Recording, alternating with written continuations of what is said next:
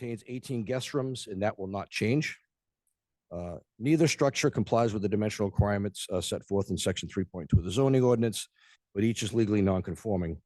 The buildings in question have not been renovated for decades. The petitioner proposes to renovate the existing structures, and as a result has to comply with modern building codes, ADA requirements, and FEMA regulations. The facility is outdated. The mechanical systems and utility systems are failing. The building has become quite dilapidated, and it's become impractical to operate the inn in its current condition. In order to comply with the modern regulations and requirements, the guest room, stairs, and decks must be expanded, and the structure must be raised up, and also a new ADA compliant ramp must be installed, to name a few changes. The inn use is non-conforming, as to have an inn use in R10, you need a special council permit, and this inn lacks that. It is non-conforming legally as it has existed since the early 1900s, and that was before we adopted zoning in 1927, and has operated continuously since then. The structures in existence now are collectively non-conforming as to front yard front yard setback, vegetative cover on both Salt Island Road and Witham Street, front yard setback on both roads, and also left, right, and rear yard setbacks and distance between buildings. And again, in order to adhere to the modern requirements, existing stairs on building 1 on Salt Island Road and the decks attached to building 2, as shown in the plan, must be expanded. Andrew, do you have the plan? Pull it up. More particularly, the stairs on Salt Island Road would increase the front yard setback nonconformity from 6.9 feet to approximately 6.3 feet, so a 0.6 foot increase. The proposed expansion of the deck, the south deck on building 2 would increase the left side yard nonconformity from 3.9 feet, 3.8 feet, so just a 0.1 foot increase. The east deck on building 2, the rear yard setback nonconformity would change from approximately 5.2 feet to 5.1, again, a 0.1 foot increase. As a result of the expansion of the stairs on the Salt Island Road side, the vegetative cover would be reduced from approximately 7% to approximately 6%, which is a matter of 8 square feet. And that's in order to accommodate wider decks and stairways. The petitioner has ensured that nonetheless, the structure will remain below 30 feet.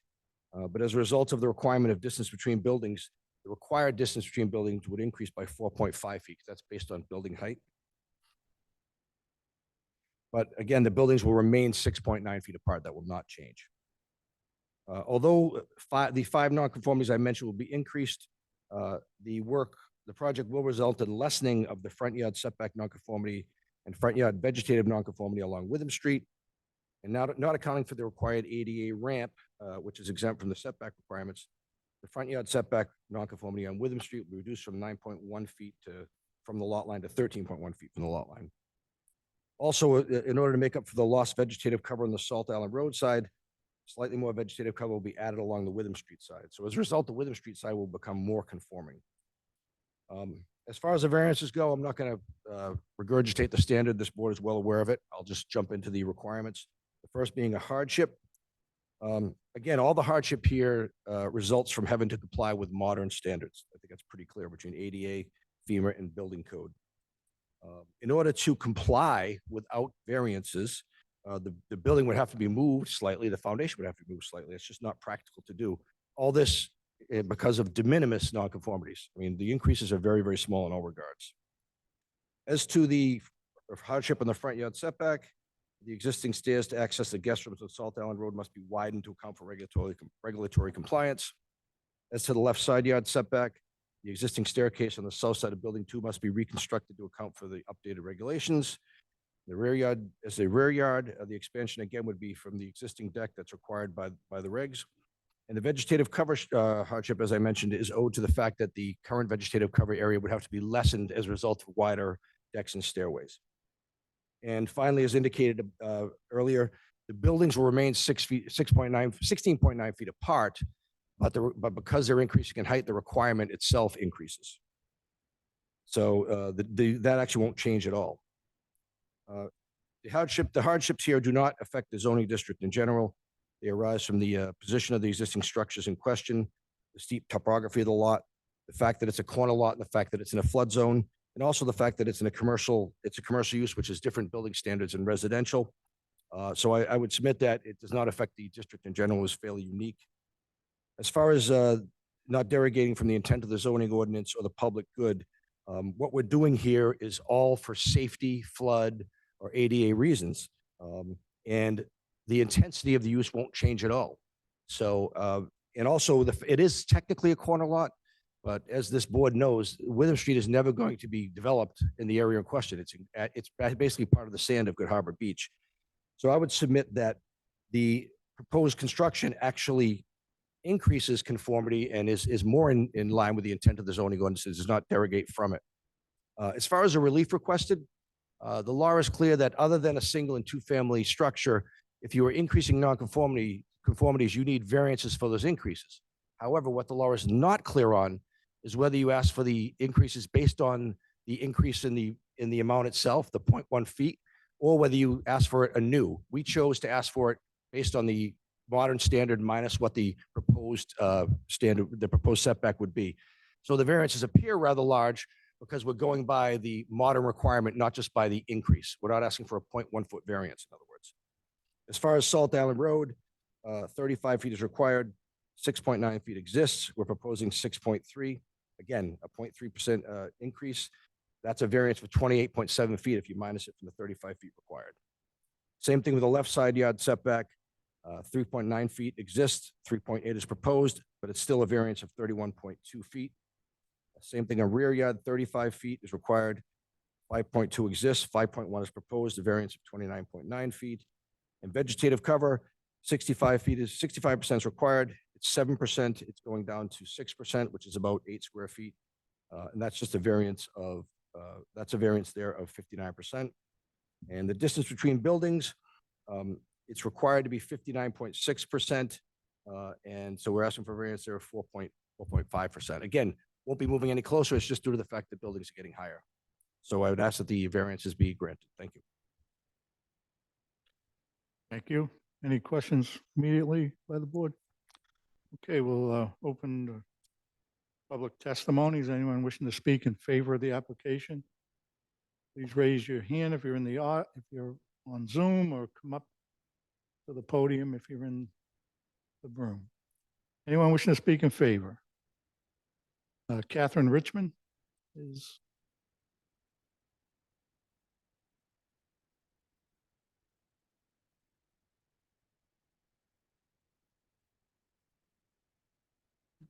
Can you hear me? Yes. Okay, thank you. Hi. Let's see. My name's Catherine Richmond. My property is 5 Salt Island Road. I directly abut the motel.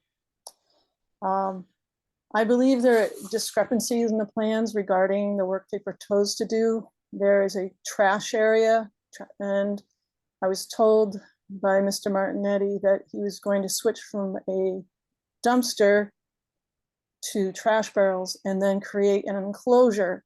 And right now that plan, that structure, whatever he's going to build around the trash barrels is not in the plans.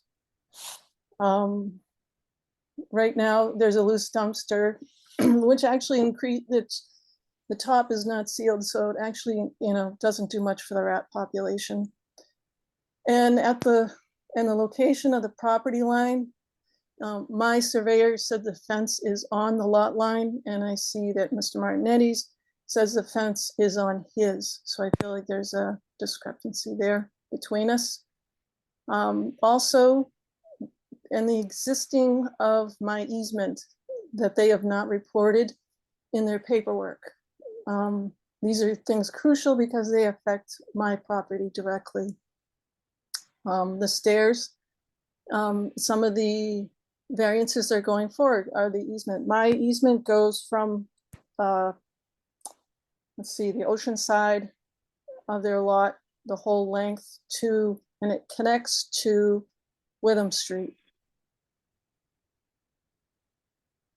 And so there's, unknowns of, how's that gonna affect my easement in the future.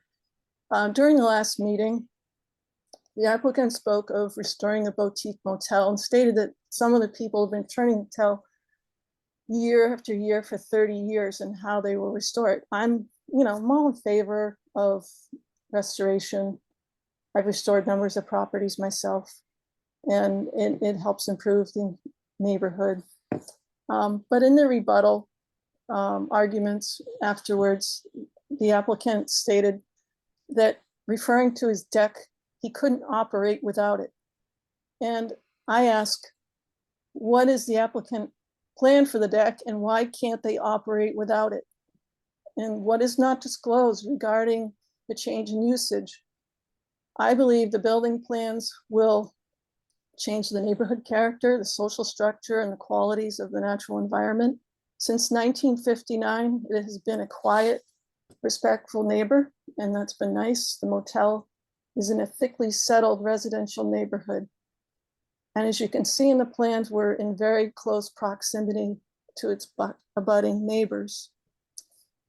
Here, for the variance, the financial hardship, I believe, is one in their own creation, not something out of a rising of the nature of the property itself. It's been a hotel for half a century, and their argument is essentially, I believe they either overpaid for the motel, they need to expand to make it work, or they just want to make more money and think this is the way to do it. And it has nothing to do with the soil, the shape, topography, about the soil or the shape or topography is unique to their parcel. Everything around there is exactly the same. I can understand, how if they're required to get a handicap ramp. Another note, the parking. I've had the motel manager park partly on my property, the space by the dumpster. It's not a parking space. And, do they have enough parking? A lot of times there's work trucks, people coming in to do things.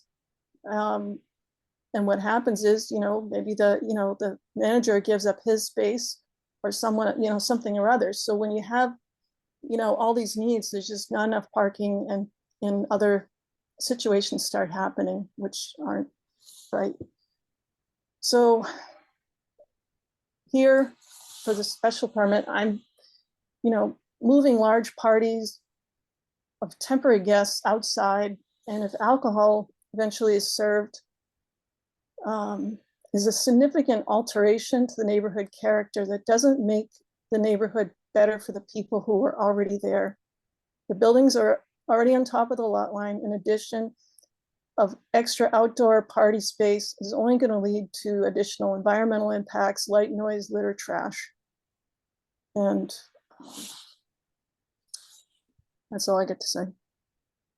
Thank you. We were taking testimony in favor of the application. Oh, That's okay. That's all I right. went a little early. I didn't hear you. Sometimes the audio has been going in and out. Anyone else in favor? Anyone in favor of the application? Seeing none of anyone in opposition to the application? Duncan Todd?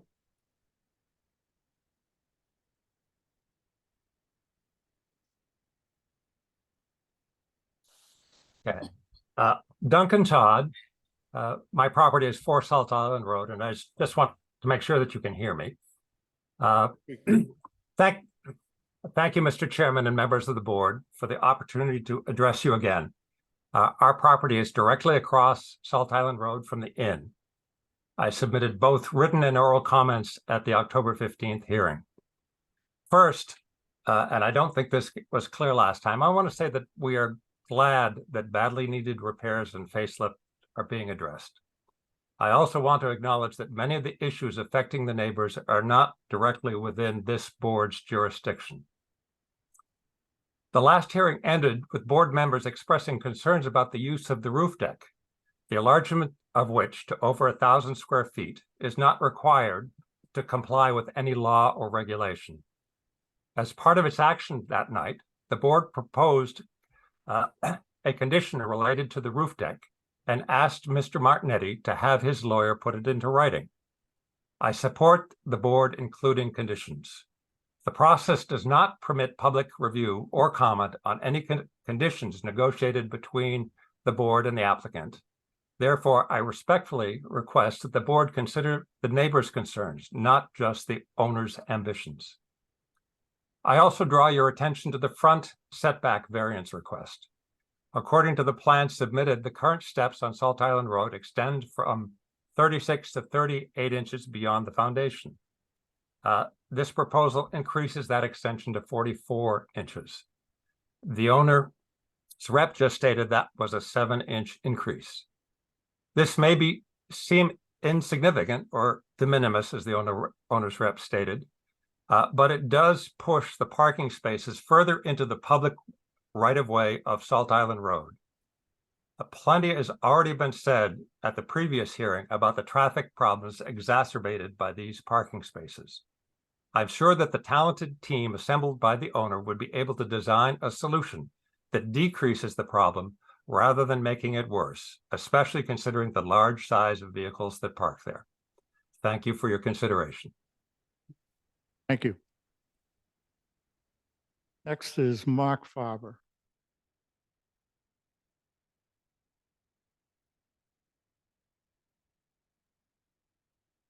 There we are. I'm audible to you, Mr. Parisi? Yes, you are. Um, I live at 28 Salt Island Road up the street from the applicant's proposal. And I heard the applicant say that the intensity of use will not change based on the application. I respectfully submit to the board that because the applicant aspires to open up 12 months a year, that the vehicular traffic intensity will indeed change. The intensity of noise in the neighborhood will change. The intensity of pedestrian traffic will increase as well. The intensity of parking will increase and change. And the intensity of overall congestion to the neighborhood will change. Now, I know when all these properties were purchased in decades and decades gone by, we purchased properties knowing that the applicant was open for business 4 months a year, perhaps 5, I'm not certain of the amount of time. That will change because the applicant wants to be open 12 months a year, which will change the character of the neighborhood significantly. And I appeal to the board to take that into consideration on this application and consider the effect that the intensity of use, which will indeed change, have on the neighborhood. Thank you. Thank you. We have Mike Hayes.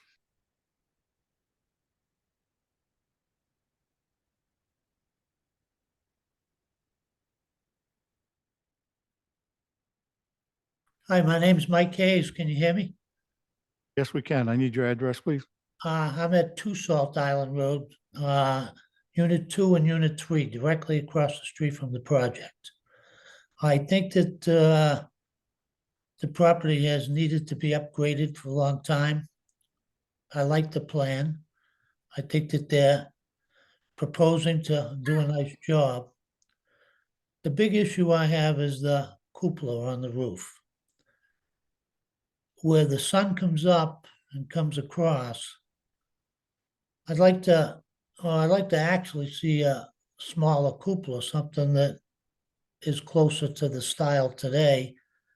I have a picture, they're building a house on Atlantic Road. There's a cupola on top of that, which is glassed and it's closer. Many times I've seen that when the sun hits the glass, say across a driveway, it can melt the siding on a house next door. Happens many times. So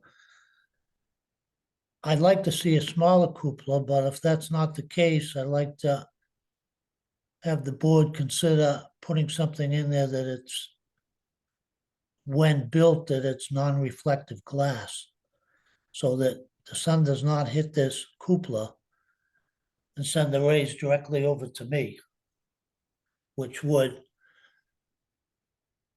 cause less use of my deck and may cause some damage to my property, but also aesthetically, there's a lot nicer cupolas that could go there. I know that in looking at the plan, the cupola that they have is under the height restriction.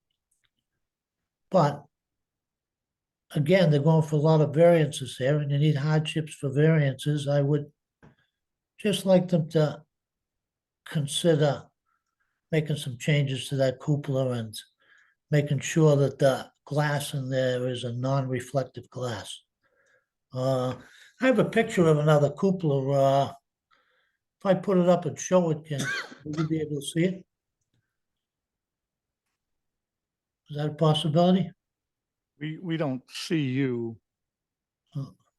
All All right, we- well, there's a beautiful cupola on brand new house on the ocean side of Atlantic Road. The house is not complete yet, but aesthetically, that would look much better on the building. Less glass would allow the sunlight to enter into the second floor of the hotel. And there'd be less chance of issues on my side of the street. Where the cupola is going to go, I would say that, I don't know, I'm 25 feet from it, 30 at the most. And I'm directly at eye level. And again, I look for consideration there, and I understand that's under the height limit, but again, when they're looking for all these variances and they need hardships for these variances, I would appreciate some consideration in looking into the cupola and going from there. I thank you. Thank you.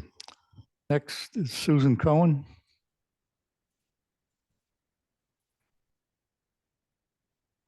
Susan Cohen, 6 Salt Island Lane.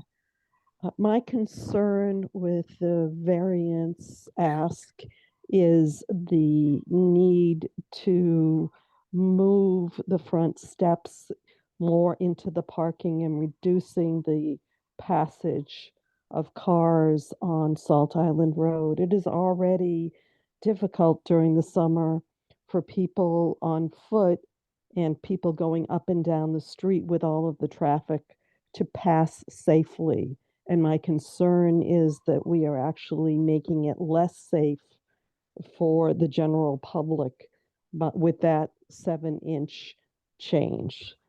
I think it is great, all the work that's being done to enhance the building and update it, but I am concerned that we're making what is already a safety hazard worse. That's all. Thank you. Thank you. Anyone else?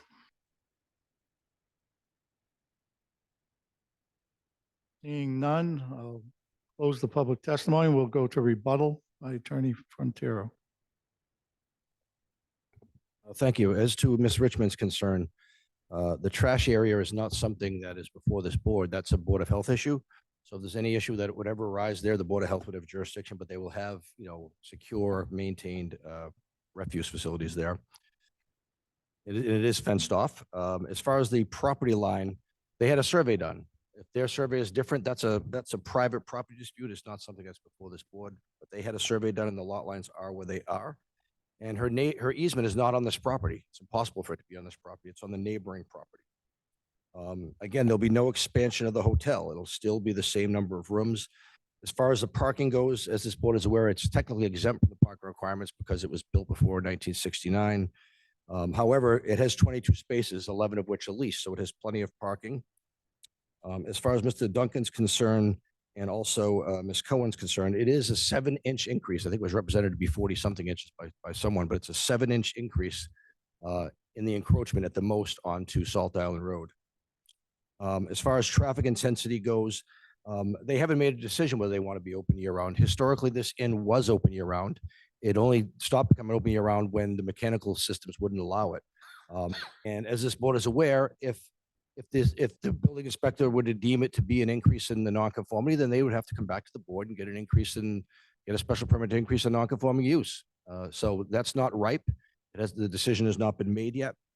And even if it was open year round, the traffic obviously on Salt Island Road is a lot less in the wintertime because far less people are going to Good Harbor Beach. And I can tell you, as somebody who grew up in Witham Street and knows that area well, there is a lot of summer residents up there, probably more than there are year round. As far as the Mr. Hayes, the issue with the cupola, it will be glass, but the windows are glass as well. It'll be no different in reflection than anything else. And it's going to be made to look like a lighthouse. It'll look nice. It's within the height limit. And also the existing building has a cupola too. They tried to, as much as they could, match that. So I don't think it'll obstruct his view, which is not within the purview of this board right now anyway. And it will not create any kind of glare that any more than a window would at this point. So anything you want to add? Just on You got to introduce yourself. John Paul Martinetti, One Salt Island Road LLC, 304 Cambridge Road in Woburn. To address the question on trying to open for year round, as we discussed at the last meeting, totally driven by demand at this point. So we don't expect that our July population looks like our November, December population. We expect January, February, March, probably unlikely to be able to be open. We would hope to be open for the holidays. What we have found and heard stories from guests over the years is they stayed for the holidays. Right now, we don't have a heating system. The heating system is defunct, hasn't run in I don't know how many years. So we don't have the ability to be open year round, but the building previously was heated, was insulated. It just doesn't function in that manner today. Thank you. Thank you. Discussion by the board. Any questions? They were talking about the deck.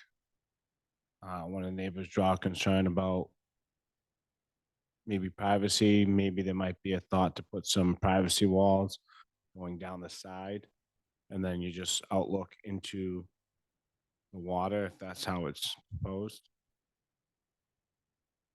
If I'm looking at it right, Not sure which the roof deck. deck would be referred to. So there's those rooms that are there now, there's a deck. It's just smaller. Yeah. So it's not as if it's a location that people aren't standing today. In terms of visibility, there's really not a lot to see in any direction. If anything, there'd be eyeballs on us. But it doesn't, our problem is, and as we've designed that, is with glass rails. And the reason for that is so as to not block the views of the other rooms. So any sort of privacy screening would be at a loss of the other guests as well, in terms of views. It would block views for everyone versus our goal, which is to keep everything as open as possible. I mean, we're talking about the equivalent of a balcony for any hotel type room use. This isn't, as we discussed at the last meeting, it's not an event center. You don't rent the balcony and say, we're going to have a 40th birthday party here. It's for the guests of the inn to use, not a public facility. I know alcohol was mentioned again. There's no intent to get a liquor license, serve alcohol, anything of the sort. We serve continental breakfast that we get delivered from a local vendor. We don't purvey food. We don't purvey events or hotel rooms. Yeah, no problem. I just thought maybe it was a suggestion. I understand the design. Yeah, I don't know if we have a elevation, but essentially it would take what is meant to be a clear view through and would, raise the height of the building per se by blocking that view across. So it wouldn't inure to anyone's benefit.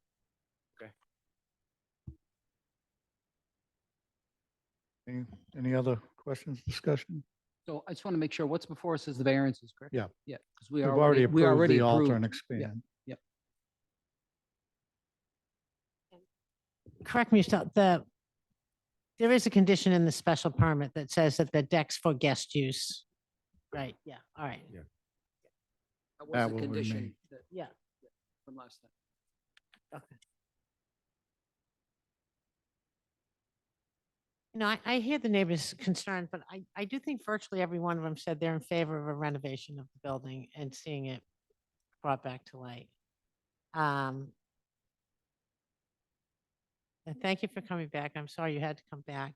on miscalculation on the board's part, but um, really the change, in these variances is relatively small. And I do think that meeting modern building standards, the hardship is where the building is. I mean, you can't move that would be a financial hardship to have to move the building to comply with all these setbacks. It would make it actually smaller. You'd have less rooms. I mean, I do think that the building itself and the need to comply with, ADA compliance, widening the stairs, FEMA flood requirements, I do think pose a legitimate hardship that are particular to this building. It is not going to change the use. It's 18 rooms, it's going to still be 18 rooms. So I understand Mr. Faber's concern about, well, it hasn't been year round lately and now it will be year round, but there is much less traffic on South Island Road and Bearskin Neck in the summertime, because as you pointed out, a lot of those homes are summer.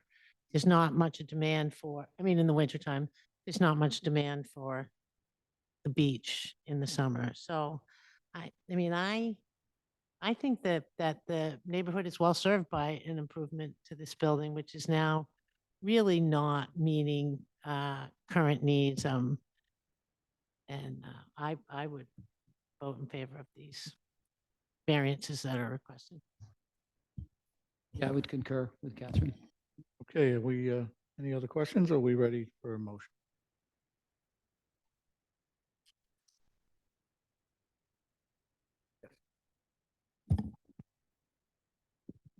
On the petition of 1 Salt Island Road seeking variances from front setback, side setback, rear setback,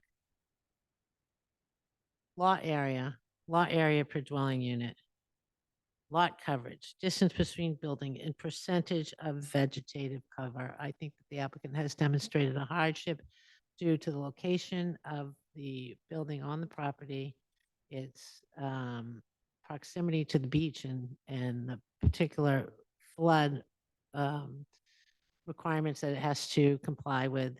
And I would move approval of all of the relief requested, as I do not think it is substantially, I think it's in keeping with the intent and purpose of the zoning ordinance, one of which is to make the best and highest use of land and property. Second. A motion made and seconded to approve the variances requested. Roll call vote. Ms. Schlichty, Yes. Mr. Canavo, Yes. Mr. Nyman, Yes. Mr. Parisi. I also vote yes. Heard our decision was favorable. We'd like, I believe it'll be 2 write-ups with a reference to the condition on the first special permit and then a write-up for the variances. Sure. Would you like me to consult with the city attorney as to whether we need 2 decisions or 1, or do you definitely want 2? I don't definitely want to. Okay, I'll consult with her to get her opinion if you don't mind. All right, thank you. Great, thank you. Thank you very much. Appreciate it. Okay, our next hearing is continued hearing, the petition of Leslie Peavy, Brandon Peavy, and Jamie McDonald seeking a special permit to alter and expand an existing non-conforming structure and a variance relief from setback requirements at 16 Madison Avenue. Gang's all here. Good evening, Joe Taramina, 10B Riverview Way. I'm the architect for the project. And I was just going to give a little background, and Leslie will have a little bit to say after also. Sure, that's what. How's that? Is there any way to turn that mic up? That mic's Is it on? awful low. Hello? All right, I guess I'll get a little closer. Okay. Joseph Taramina. I am working with Leslie Peavy, who's behind me, and her son Brandon. And as I mentioned, I'm 10B Riverview Way, Gloucester, and I'm the architect for the project. So I'd like to just run through a little bit about it, and then Leslie and Brandon would have a little bit to say.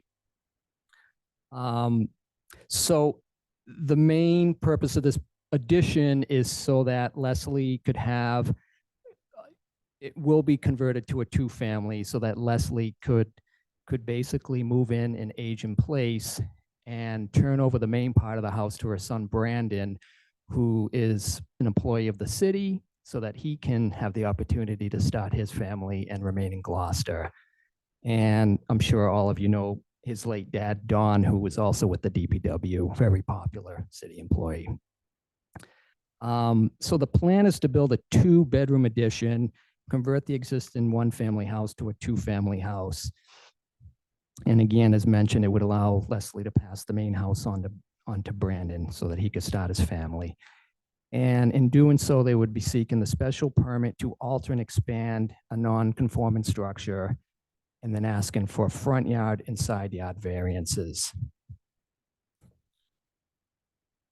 So as it is for the special permit, we feel that converting it to the 2-family adds housing to Gloucester, allows Brandon again to remain in Gloucester and start his family. There won't be any increase in traffic. There's plenty of parking on the Madison Court side for the property. The property is on city utilities, water, sewer is all there.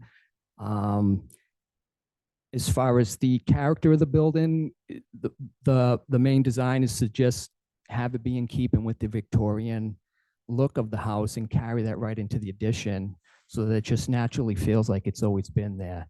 So we feel that it's a complement to the neighborhood and not a detriment in that case. As for the variances, the property, basically the hardship would be the lot size, but also the drop from the Madison Street side down into the property is 1 story. So I guess we would say lot size and topography. We'd like to keep the main entrance side on the Madison Street side because that is the address. And we feel that again, there'd be no substantial harm to the neighborhood. The new house would be no closer to the Madison Ave Street side than the existing is. And there is an existing garage there that would be removed. And the footprint of the new would actually only go towards the side yard 16 inches more than what the existing garage is. Leslie has spoken to the neighbors and has gotten good reviews. I'm going to let her say a few sentences about her conversations with the neighbors. Hi, I'm Leslie Peavy at 16 Madison Ave. I have spoken with all of our abutters and a couple of our abutters, and they've all had nothing but wonderful things to say. You know, we hope everything goes well. We're looking forward to it. It will look nice. I showed them the plans, and they asked if they should come tonight to support me. They've been great about it, so nobody seemed to have any problem at all with us doing what we hope to do. So.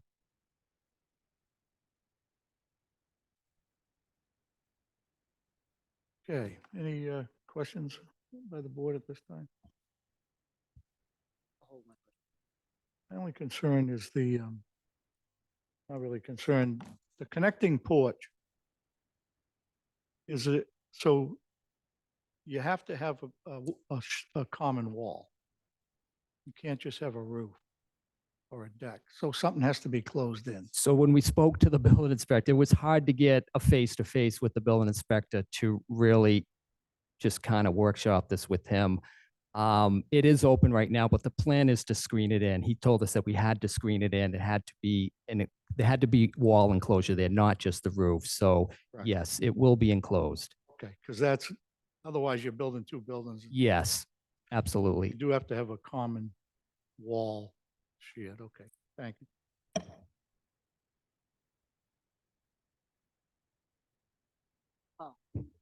Let the bill It can be a frame. 3-season room, but it has to, it's got a roof. It has a roof, it just needs to have like 3-season walls so that it's not just an open porch. That's all, yeah.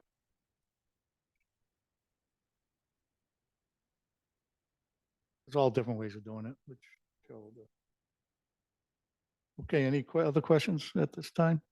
All righty, you guys can sit down for a second, and we're gonna ask if there's anyone in the audience or on Zoom that wants to speak in favor of the application. If you're here, just come up to the podium. If you're online, you can raise your hand with your device. Seeing none, is there anyone wishing to speak in opposition to the proposal? Any opposition? Once again, seeing none, we'll close the public testimony. Discussion by the board or motion? Flabbergasted, I think is the word for me, that the neighbor on the right-hand side has no issues. I really am very surprised. Because of how close it'll be to the deck?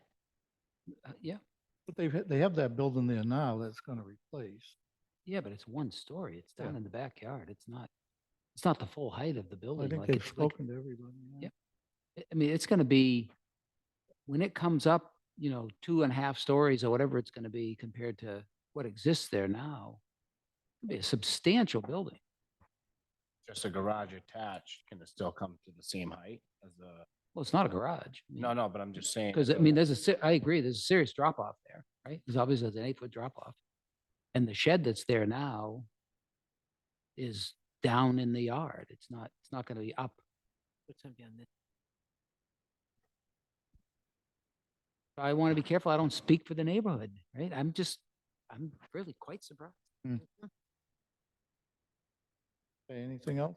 Can I just comment on that? That's up to the chairman. You don't have to. The neighbor that you are referring to, we actually have talked to him about that exact issue, and he said, you know what? He said, it's completely fine to me. What are you going to block my view of Greeley's funeral home? That's it. That was so his concern is none about the building height or how close it is to his property. Okay, thank you. Thank you. And I appreciate you spoken to the neighbors. So I'll follow your lead. So. Alter expand, 2-family, they still need these variants because it's the new building.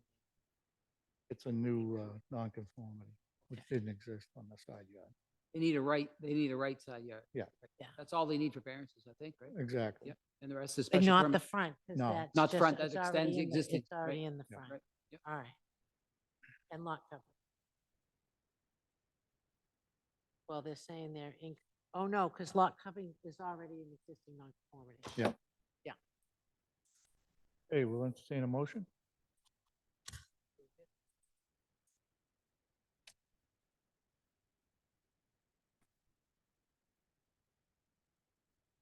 It's not.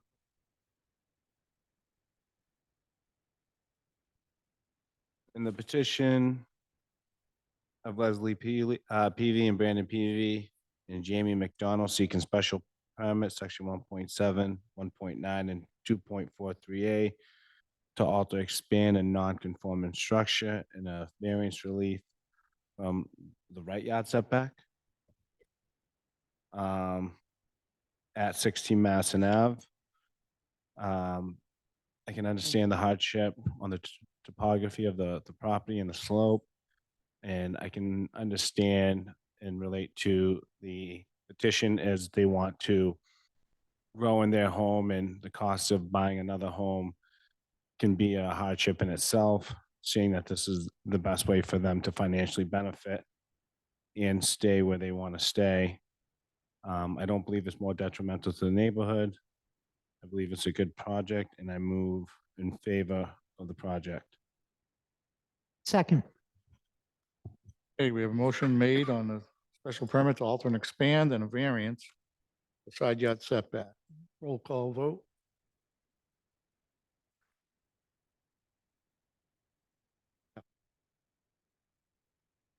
Mr. Canavo? Yes. Mr. Gyllenhaal? Yes. Schlichty? Yes, I think that slope of the lot creates a hardship and that justifies the variance. And I don't think that the addition is substantially more detrimental than the existing nonconformities. Mr. Nyman? Yes, on both. Mr. Parisi. I also vote in favor. You've heard our decision's favorable. We'll be putting together a decision that you'll get notified, and you'll have to record that and all before you can start doing anything. Thank you. Good luck.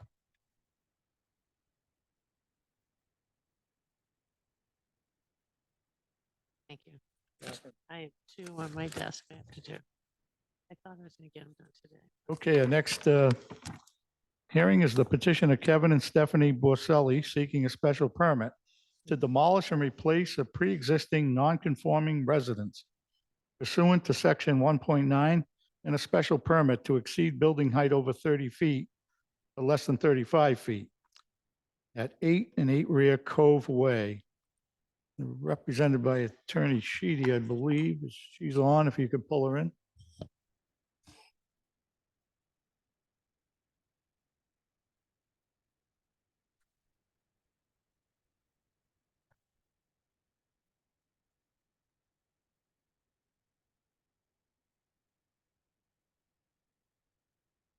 Good evening, Mr. Chairman, members of the board. Wilhelmina Sheedy for the applicants, Kevin and Stephanie Borselli, regarding their property at 8 and 8 Rear Cove Way in Gloucester.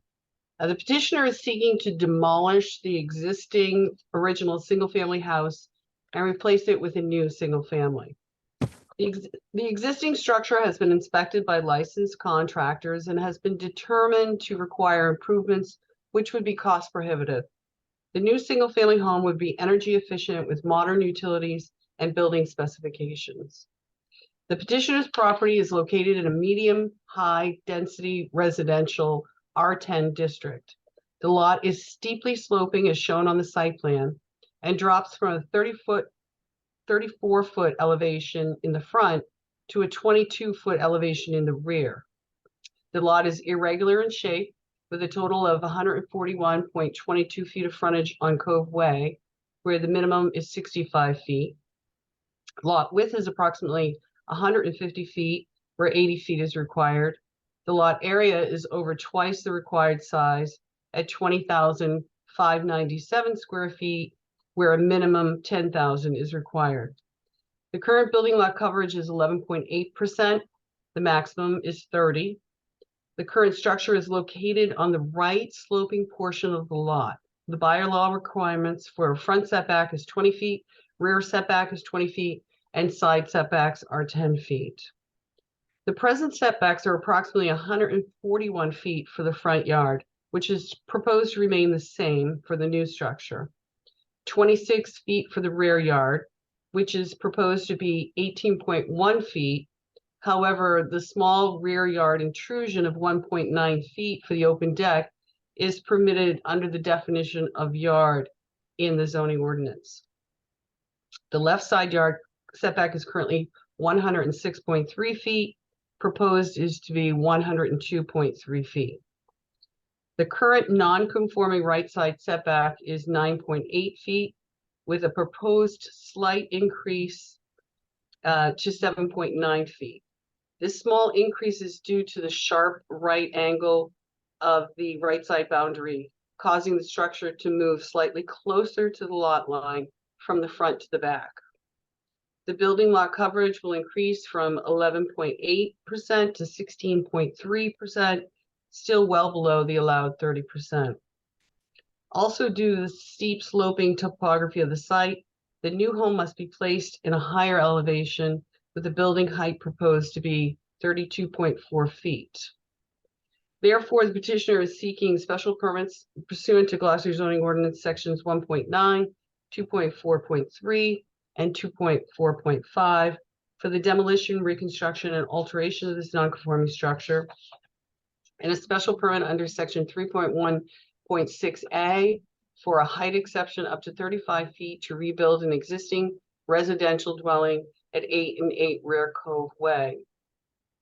A special permits pursuant to section 1.9, 2.4, and 2.4.3 and 2.4.5 for the demolition, reconstruction, and alteration of this non-conforming structure should be issued to the petitioner because the proposed project is not more detrimental to the neighborhood than the pre-existing non-conforming structure. Further, as required by 2.4.5, the demolition of the existing structures will not take place unless and until the project is approved by the board. The construction of the new structure will follow the demolition of the existing structure as expeditiously as practicable. There will be no obstruction of views, overshadowing of other properties, impairment of utilities, or other adverse impacts resulting from the proposed rebuilding of the existing home. In addition, the proposed project is not more detrimental to the neighborhood than the existing non-conforming structure. Were there any questions for me? Okay, anything at this point? No. No? We're good. We'll open to public testimony. Is there anyone either in the audience or on Zoom that wishes to speak in favor of the application, in favor? Either raise your hand or come to the podium.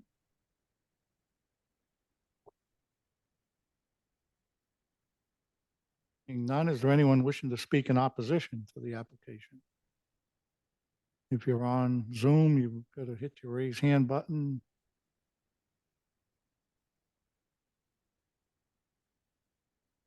Seeing no one, discussion by the board? It seems like a good project to me. I don't think that the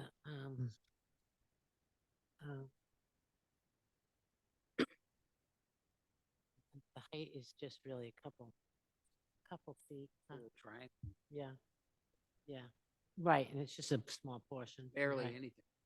Yeah, the right. bulk of it is all down the hill. And know, the right facing- side is really, I do think there's a hardship because of the shape of the lot and, meaning you don't need the rear yard, correct? You do not need a rear yard variance.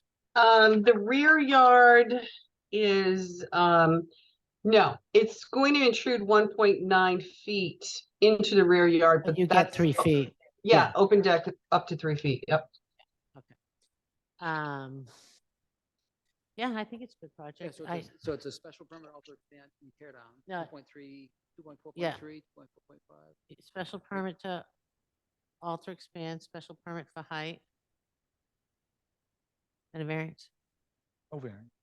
One variance for right side. Right side, variant. Well, it's currently non-conforming, so it'll be an increase of that Oh, is it non-conformity. conforming on that right side? Oh, Yeah, okay. the right side is 9.2 feet and it will go slightly Oh, no increase to va- no variance. 7.9. variances. Okay. Special permit to alter, expand. And rebuild and special. And raise and reconstruct, yeah. Oh, rebuild this part, yeah, and special It's permit for already, height. Okay, any other questions or discussion? Are we ready to move on? I'll make a motion. Thank you.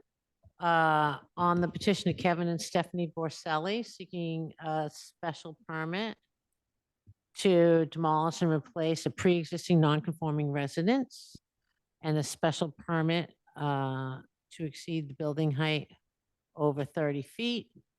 I would move approval. There is, for the height permit, there's no obstruction of views and no overshadowing with, it's just a very small portion of the roof that's going over the height. And I think that this new structure is not substantially more detrimental than the existing structure. It looks like a nice project. So I would move approval of the relief requested. second, Motion made and seconded. We'll have a roll call vote. Mr. Gyllenhaal, Yes. Mr. Canavo, Yes. Mr. Nyman, yes. Ms. Schlichty, Yes. Mr. Parisi. I also vote yes. You've heard our decision's favorable. Appreciate a draft decision that would help us along. Absolutely. Thank you all very much. And put your heat on at the office. You look cold. Thanks. Okay, our next hearing is the petition of Susan Ward seeking a special permit to demolish and replace a pre-existing non-conforming residence under section 1.9 in variances pursuant to section 1.7 from left side setback and lot coverage requirements at 5 Grapevine Road. Attorney Ellis.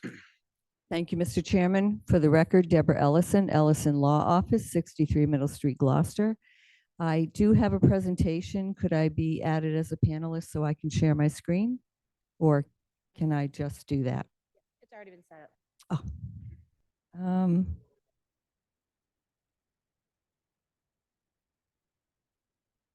Share it through the Zoom meeting. It doesn't show me sharing that I can share.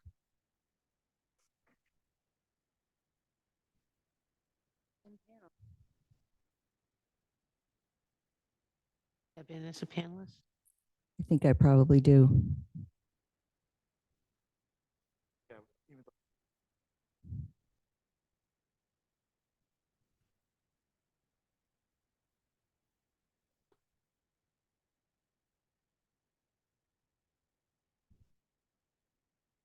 So.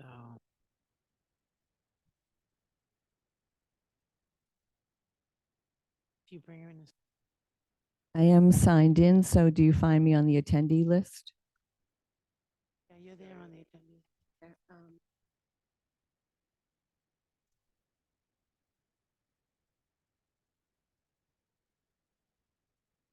Here we go.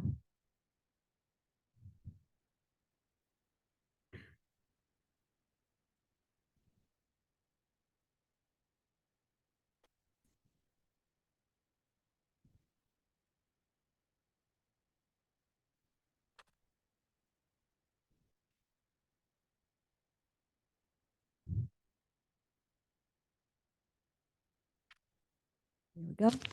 Thank you very much. Tonight, the applicant, Susan Ward, who's the owner of the property, is with me tonight, along with her spouse Carol Aloisi. The architect, Horace Turner, is here of Turner Design, and the civil engineer on the project is Gateway Consultants. The applicant is seeking a special permit under 1.9 and 2.4.3 for the demolition and reconstruction and alteration of a non-conforming structure on a non-conforming lot. A written determination under GZO 2.4.5 that the new structure will not be substantially more detrimental to the neighborhood. A variance under 1.7.2 for left side yard of 2.1 feet, and a variance under 1.72 for lot coverage of 6.7%. And no other relief is requested or required.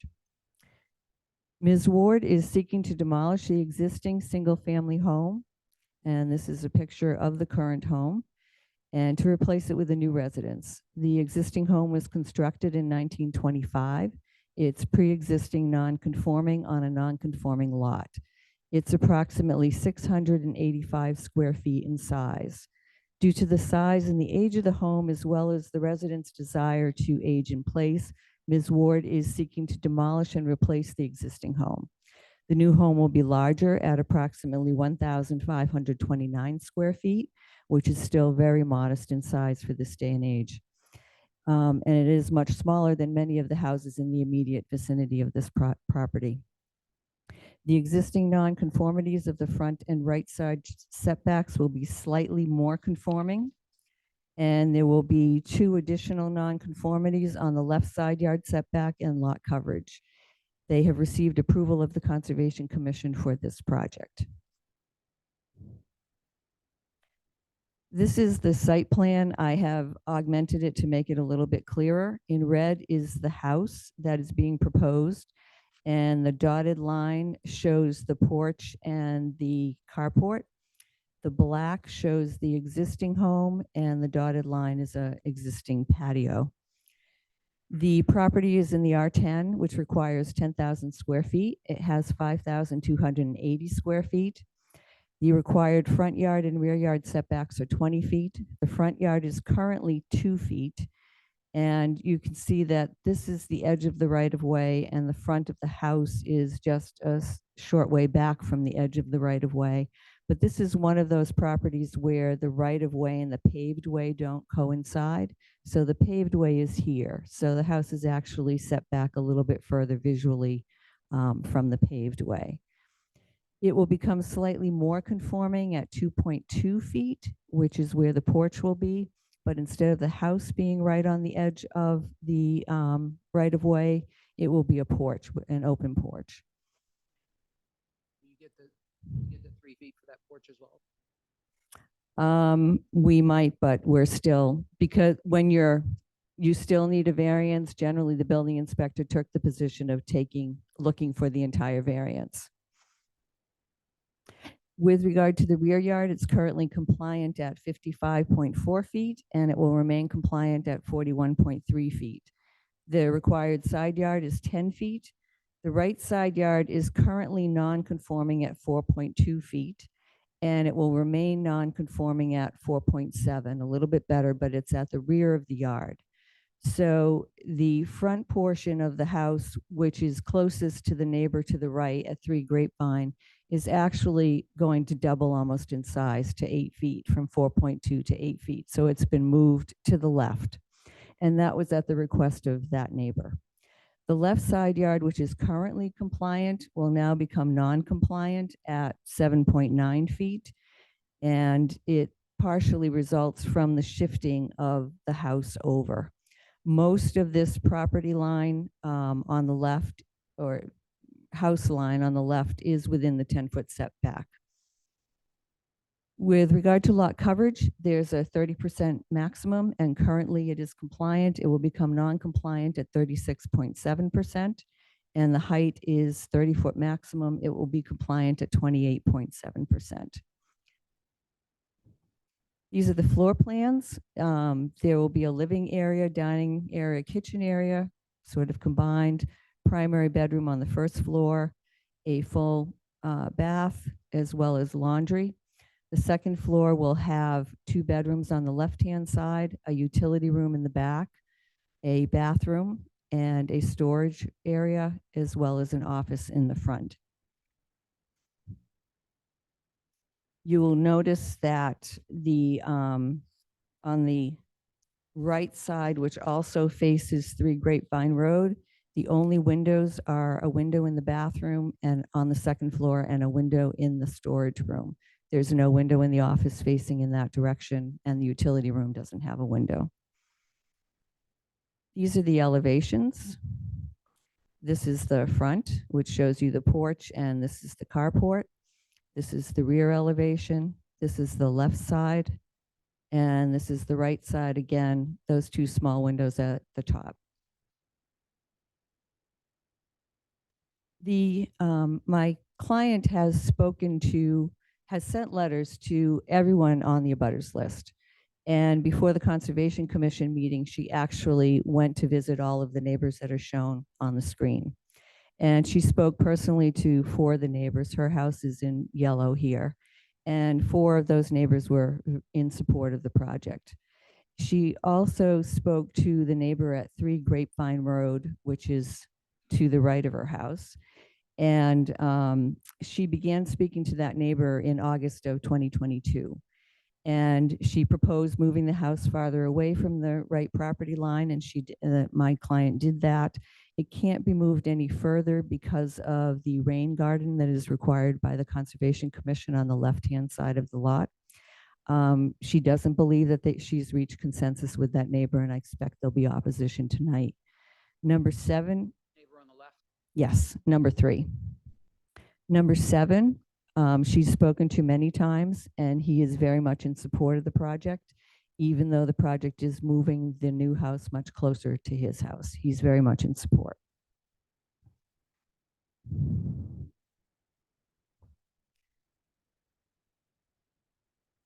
With regard to the special permit to alter or expand a non-conforming use, that should be granted because the new home is not substantially more detrimental to the neighborhood than the existing home. Although the new home will be larger than the existing 680 square foot cottage, it's still very modest in size at 1529 square feet, complies with the height requirement. It's consistent with the residential neighborhood of single-family homes, and it's much smaller than many of the homes in the vicinity. It's being moved farther away from the front right side yard, and it's closer to the left side yard in the rear of the property, which is here, rather than in the front of the property. And And that is because the right lot line slants. So as you move the house back, you end up slanting more towards the left. There are also significant wetlands in the back, which don't allow the house to be narrowed and to comply better with the zoning ordinance. The variance for lot coverage is largely due to the covered carport and the porch. The house alone complies with the 30% coverage requirement. And even though the carport and the porch contribute to the calculation, it has a lesser impact from a massing standpoint because all of the sides are open. The carport and the porch provide protection from the weather for the car and the occupants as they enter and exit the home. And the home will provide an updated home with a primary bedroom on the first floor and laundry, allowing the residents to age in place. With regard to the finding to demolish and reconstruct the house, it has the same standards as above.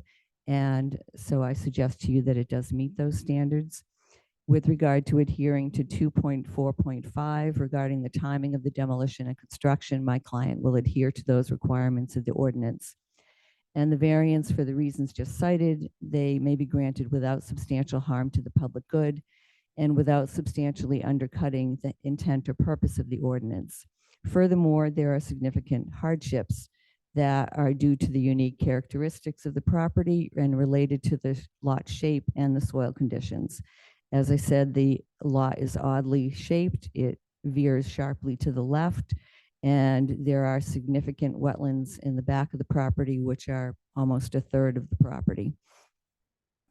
The even moving, when you move the house to the left to try and center it, as I said, it creates additional nonconformities. So it's very difficult to put it in a position where it would comply with everything. And the wetlands in the rear of the lot do not allow it to be elongated so that it would comply to the side setbacks. We request that you grant the special permit to demolish and reconstruct and expand the non-conforming structure and to grant the variance for the left side yard and lot coverage. I'm happy to answer any questions you might have. Any questions presently? Questions, I have comments, but I'll save them till later. Okay. We'll take public testimony. Can we take the screen down? Yes. Okay, is there anyone either in the audience or on Zoom that wishes to speak in favor of the application? Anyone in favor? We have a hand up for Laureen Mayer.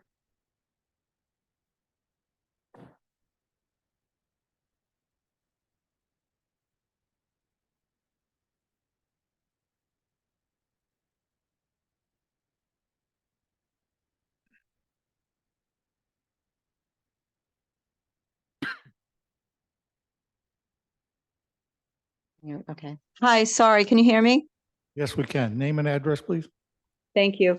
My name is Laureen Marr and I'm at 42 Eastern Point Road. But I'm not in favor right now. I might have pressed it by accident. Okay. And my Hold on concern. then. Oh, okay, sorry. Not speaking in favor. Anyone else wishing to speak in favor of the application?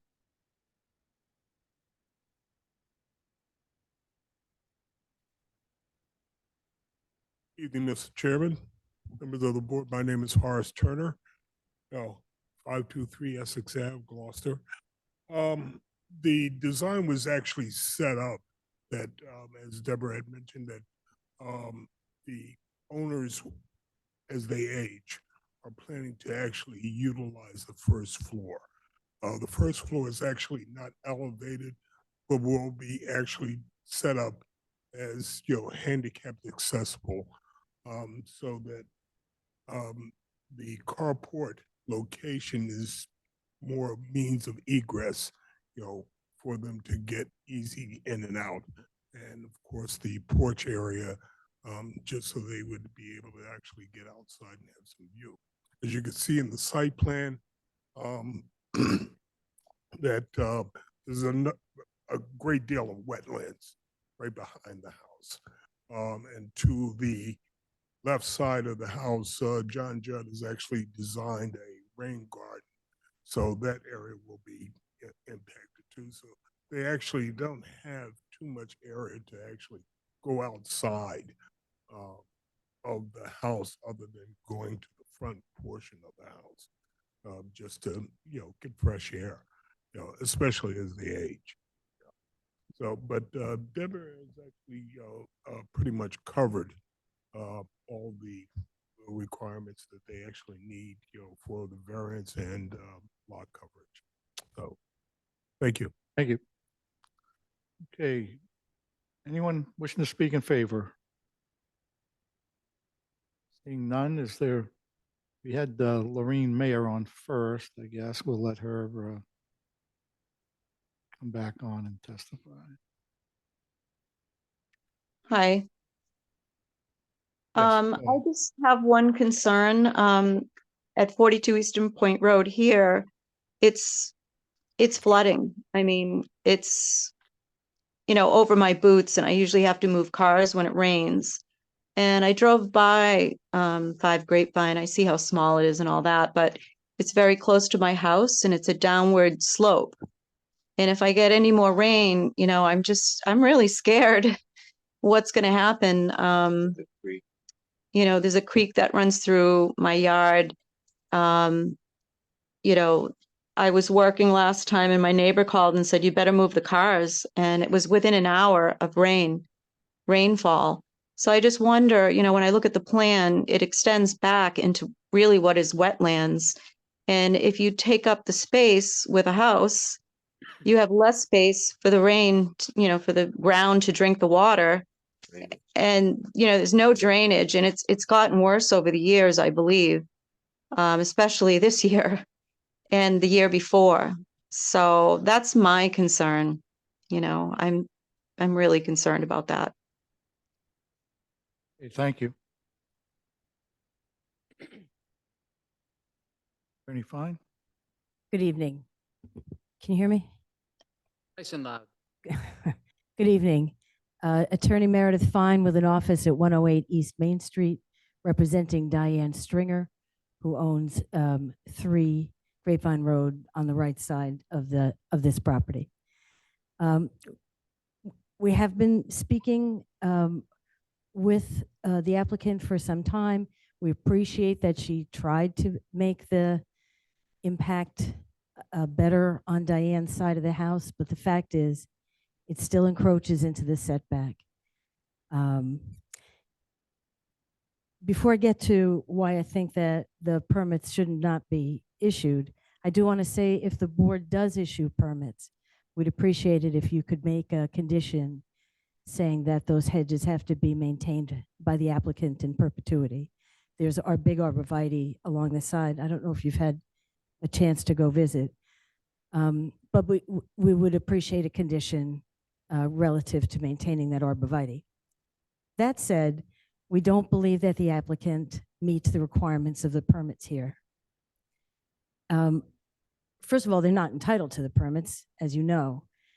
In terms of it being substantially detrimental to the neighborhood, not only would this be substantially detrimental to the neighborhood, it would be substantially detrimental to the whole city, and I'll explain why.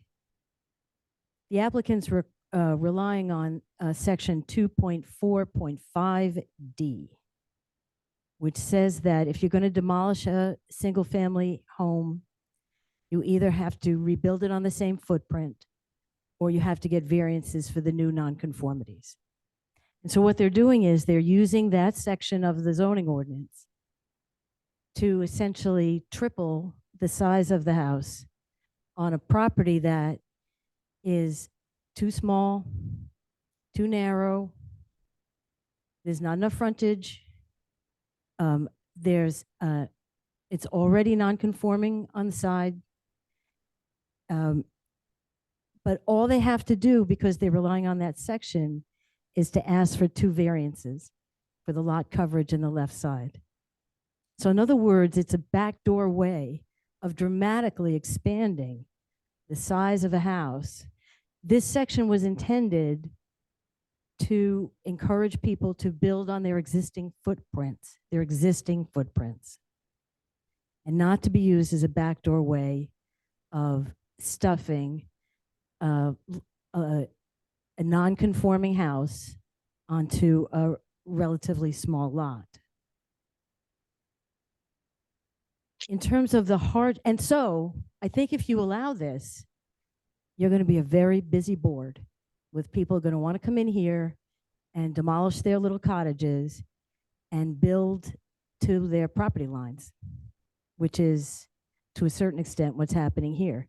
Being built to the roadway, being built mostly into the left side back, already built into the right setback. You're going to be very, very busy with people wanting to do the same thing. In terms of the hardships, so there's nothing unusual about the shape of this lot, nothing at all. So that's not a hardship. And the hardship of the wetlands, the only way that the wetlands is a hardship is if you wanted to build all the way back. Otherwise, it really has very little effect on the location of the building.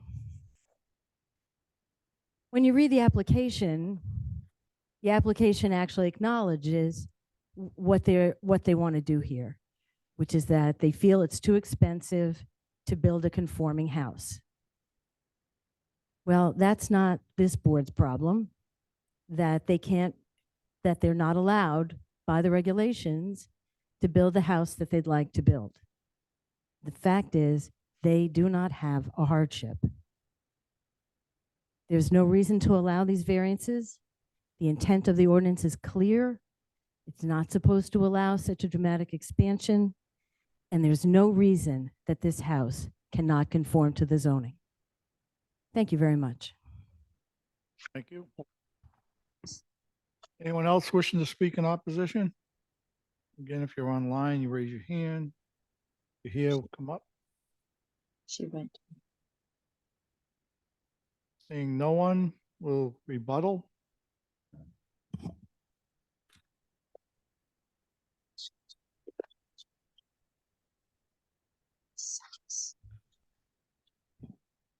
Thank you, Mr. Chairman. I'm a little confused by Attorney Fine's implication that using 2.4.5D is going to open up the floodgates to this board. I mean, it's quite a common usage. Many people come before this board to tear down a very small house, put up a larger house, and the decisions with regard to whether a special permit is required or a variance is required, those decisions have been around for many, many years. So I think that's somewhat of a specious argument. With regard to the caller that was concerned about the Conservation Commission or the wetlands and the flooding, those issues were all brought forward at the Conservation Commission, and the Conservation Commission took that into consideration and issued its approval. So that's something that really isn't before this board's purview, and it was duly vetted at the Conservation Commission. Wetlands are certainly a soil condition that create a hardship. To say that they're not would call into question many of the decisions that this board has made. And my clients are not claiming that it's too expensive to build a smaller house. They're claiming that this is a house that provides them with sufficient space to live in a very comfortable way. And as I said, it's 1,529 square feet. The shape of the lot certainly is something that by statute is something you can consider, and this has an unusual shape. It shifts to the left and it makes it more difficult to comply. And I would like to just share my screen one more time to show you a few more things.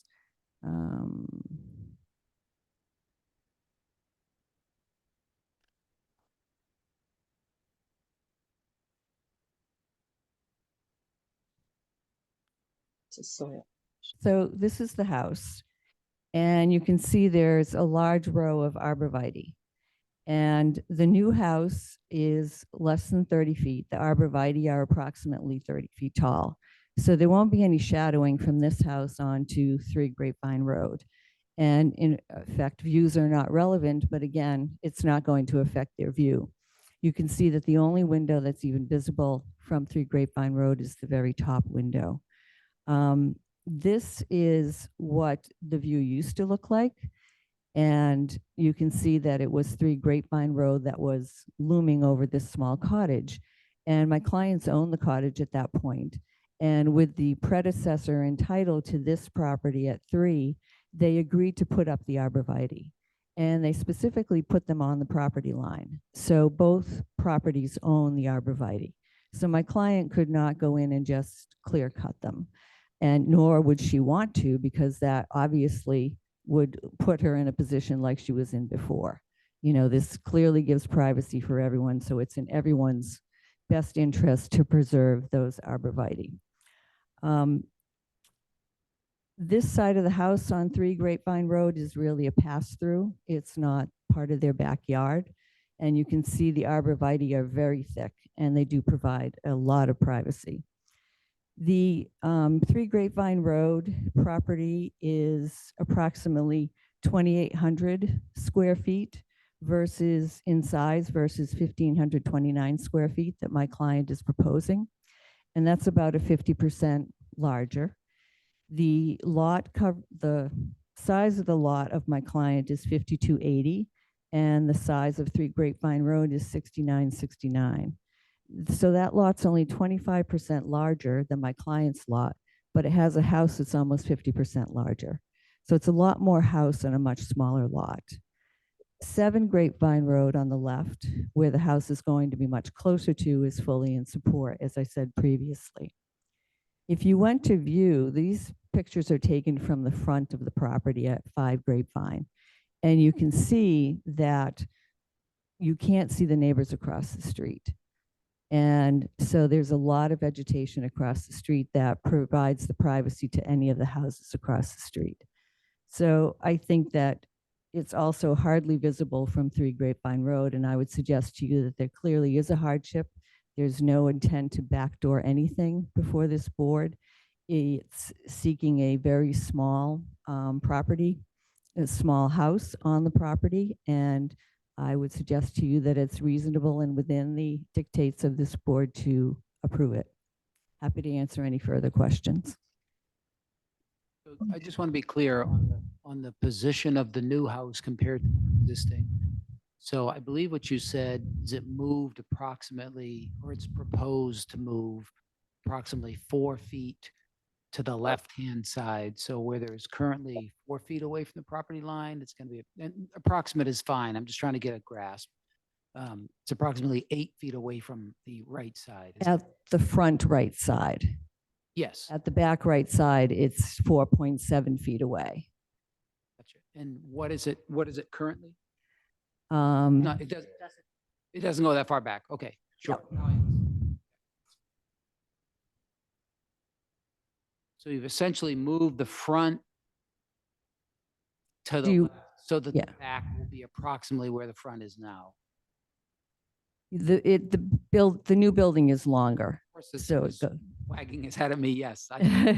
Okay. And you obviously expanded far to across the lot and asking for a 2.1 foot variance on the left-hand side. Okay, I just want to make sure I got it.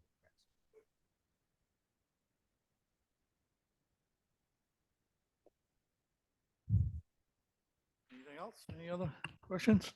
Just a comment on the lot coverage. It's a very small little house, and it's hopefully the new one will be much better for the tenant or the owner, but the lot coverage goes from 13% to 36%. That's a substantial increase. We've talked about this before. The house is modest, but it's still a huge increase. So I think that should be noted. I think Nobody defense, I don't know if that's the right word or not, but the attorney, I think, explained that it includes the carport and the porch, which are clearly open, not closed. So I think it will have a very different feel than if it was a house that the footprint of the house consumed 36% of the lot. I just think it's going to have a very different feel. So for me, that's a big difference as well. Love to debate you. Yeah, I do too. So You always win.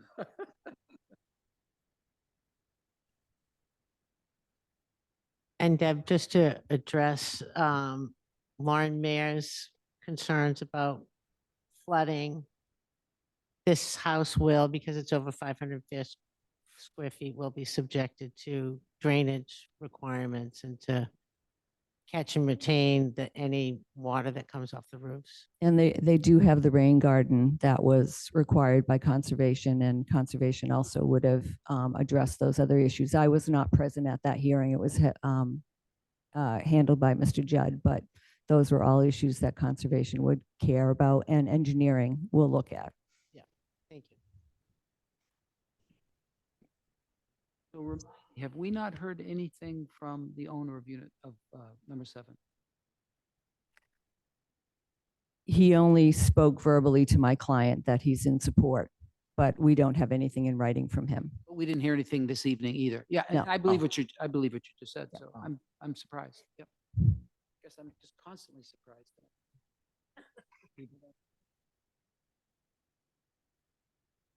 Okay.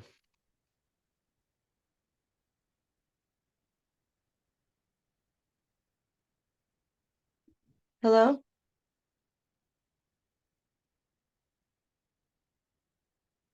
On the petition of Susan Ward seeking a special permit to demolish and replace a pre-existing non-conforming residence and variances pursuant to a variance for the left side setback and lot coverage at 5 Grapevine Road.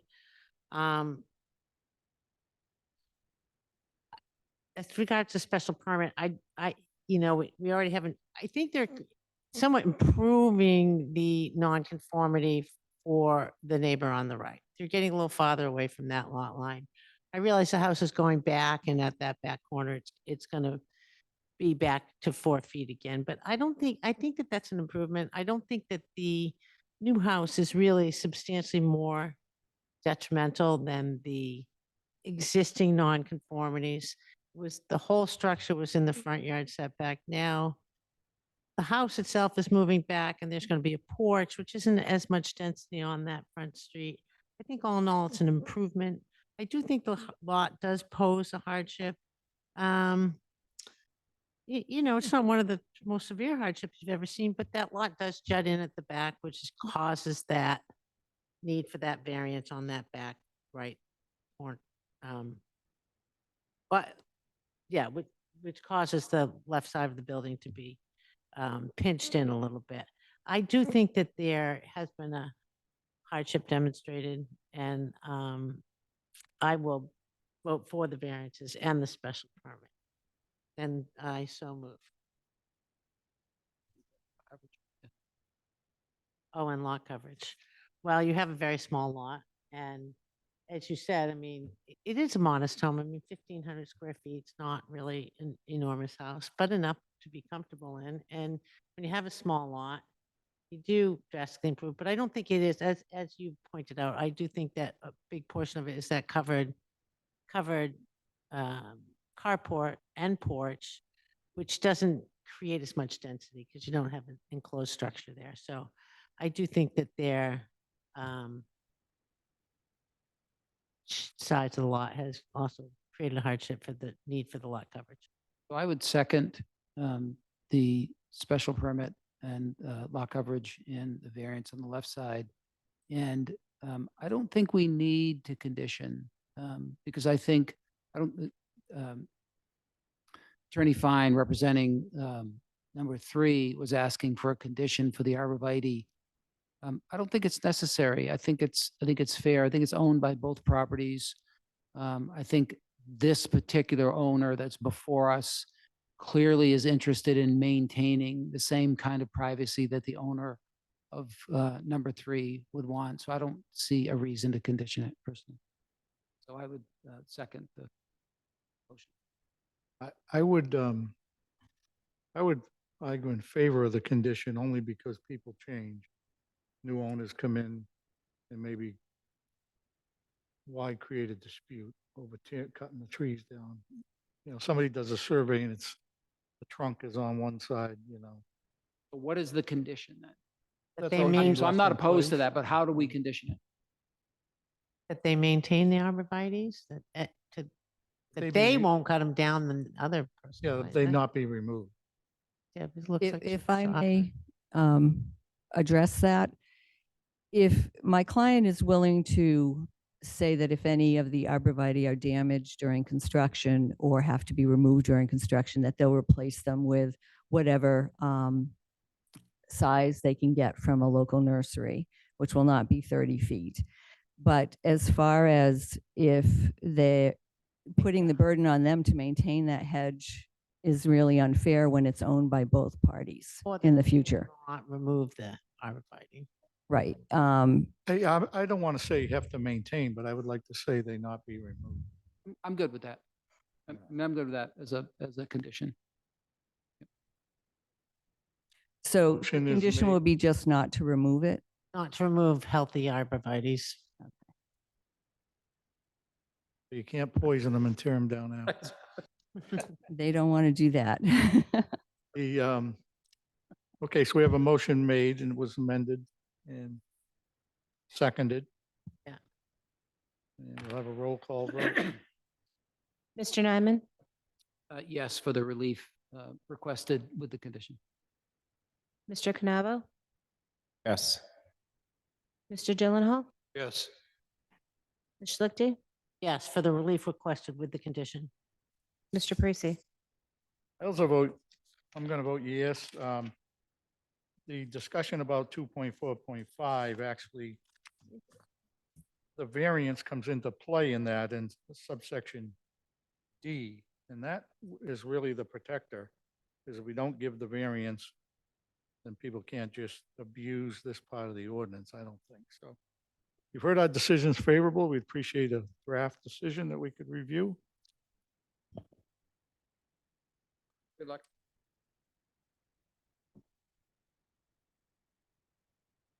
Oh, it's getting up. Okay, our next hearing is the petition of Isabel Thomas seeking variance pursuant to 1.7 from front, side, and rear setback requirements and lot area and lot frontage requirements at 44 Leonard Street. Attorney Good Frontiero. Good evening again, Sal Frontiero, 46 Middle Street, Gloucester for petitioner. My associate Andrew Cook is handing out what you already have, basically, just so for ease of review, just a lot of relief we're requesting here.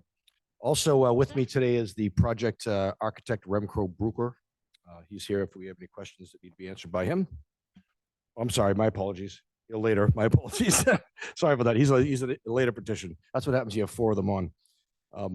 So I represent Isabel Thomas. This property is located in Annisquam and is contiguous to the property at 17 Walnut.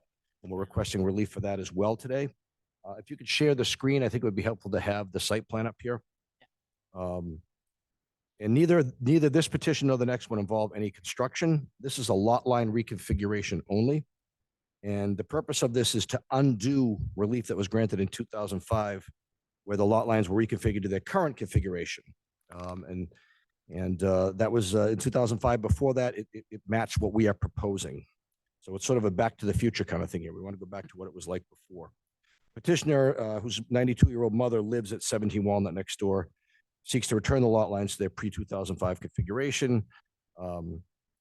Back then, they changed the lot lines because her mother desired to move the garage from the site, which she also owned, make it accessory to 17 Walnut. That's because she was going to keep the site and sell 17 Walnut. The situation has since changed. The petitioner's mother now is going to keep 17 Walnut and eventually most likely needs to move in with her daughter in this property. So they want the garage to be pertinent to this property rather than the other one. So that's the reason for the petition. Again, it's located in the Annisquam section of Gloucester. Leonard Street, if you look at the superseding setbacks in the ordinance, it doesn't tell you what numbers are subject to the superseding setback and which ones are not. So the building inspector made the determination that this property is in fact subject to the superseding setbacks. The one that I'm doing next, which is next door, is not, to make it even more confusing. So the site itself, it contains a single family building, is legally non-conforming as to lot size and maximum lot coverage. And the single family home is legally non-conforming as to front and rear yard setbacks. Not legally non-conforming in the traditional sense. This was allowed by variance. So it's not subject to the protections of legally non-conforming structures. The petitioner seeks zoning relief so she can reconfigure the lot lines. Again, if this comes up, we can show it a little bit easier. You can see where he has the cursor, that's this property. And the dotted line there is the current lot line configuration that was done in 2005. You follow that dotted line. So what we're planning on doing now is going to that line straight down the middle, which is what existed for many, many years before 2005. So as you can see, the garage will move from the 17 Walnut to this property. What we do here would reduce the minimum lot nonconformity from 4,898 feet to 9,026 feet. So this lot is getting larger when 20,000 feet is required. There would no longer be a maximum lot coverage nonconformity. Actually, my apologies, there is none now. It's only 20.7, and it will be, I'm sorry, it's 25.4. It'll be reduced to 20.7. There'll be a decrease in a rear yard nonconformity of 1 foot from 14.3 to 15.3 when 20 feet is required. And for the single family home, there would be a new left side setback nonconformity of 6 feet. There will be 4 feet, from 6 feet to 4 feet when 10 is required. So the reason we need all this relief is due to a provision in the zoning ordinance that says if you change the size or shape of lots, that you have to comply with zoning. So as a technical matter, we need these variances. So it looks like we're asking for a lot more than we are because of the many types of relief we're asking for, but there's no construction involved. In fact, in this situation, we did not send letters to the neighbors because I was anticipating the advertisement indicating that, for the purposes of lot line reconfiguration, but it didn't say that. So when we found that out, we had the petitioner reach out to the neighbors just to let them know, hey, look, this is not any construction. Status quo, as far as you know, it's really not going to change. It's really just going to change legally if this is allowed. So applying the variance standard here, petitioner submits that the variance to allow for the change in the size and shape of lot back to the original lot lines should issue here. As to the hardship, due to the location of the house on the site being located towards the front right corner, and coupled with the fact that it's a corner lot subject to 2 front yard setbacks, to comply would involve moving the home or reducing the size of the home in a very small buildable area. And also the circumstances here arise from the position of the structure. They do not generally affect the district in question. Most lots in the neighborhood are not corner lots. And most of them have a larger buildable area than this. So I would suggest that it's unique in that regard. Third, the relief requested can be granted without substantial detriment to the public good and without nullifying or substantially derogating from the intent of the zoning ordinance. The original 1951 lot lines were in existence for many, many years, and it was never a problem. We're just going back to what it was like before. So the petitioner asked that the variances issue here. And the section of the zoning ordinance I was referring to is 3.1.3, which again, it says, except for by variance, no existing lot shall be changed in size or shape unless the change lot complies with the dimensional requirements of the ordinance. So again, even though there's no construction, there's many forms of relief necessary. I'm happy to read them off if you'd like me to. We have, because they're necessary for both the home and the garage. And the garage is subject to primary building setbacks because it's over 12 feet in height, so it is not subject to accessory setbacks. The lot area, 20,000 is required.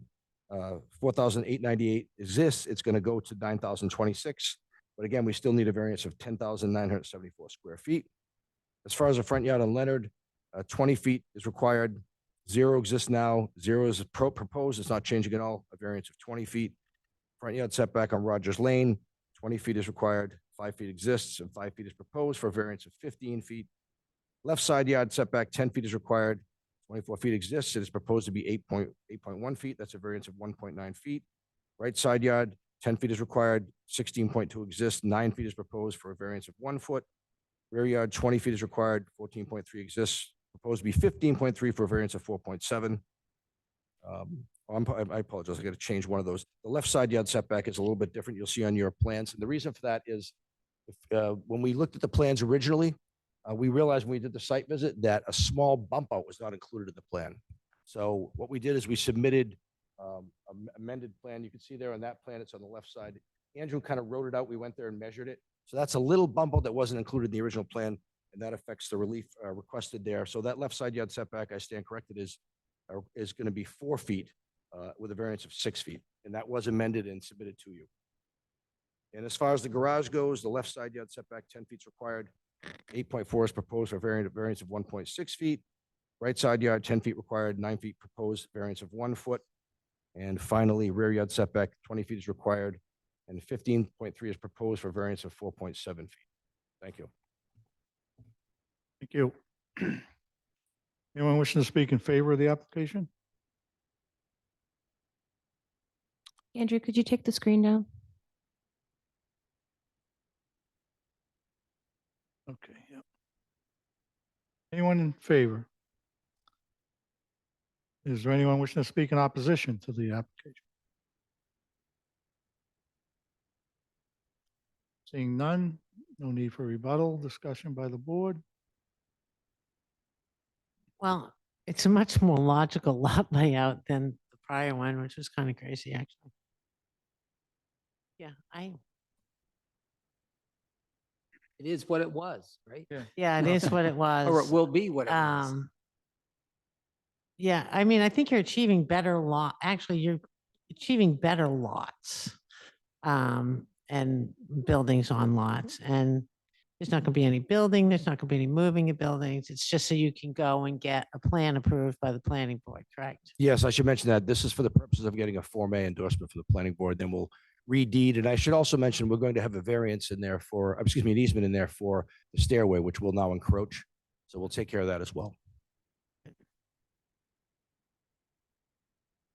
We can make the Motion? motion if you want.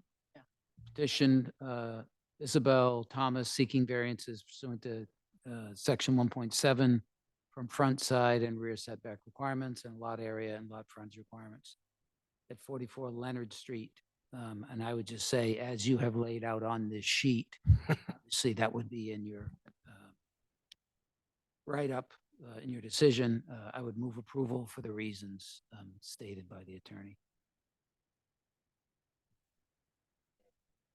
Second. We have a motion made and seconded on the relief requested for 44 Leonard Street. Roll call vote. Mr. Nyman, Yes. Mr. Canavo, Yes. Ms. Schlichty, Yes. Mr. Gyllenhaal, Yes.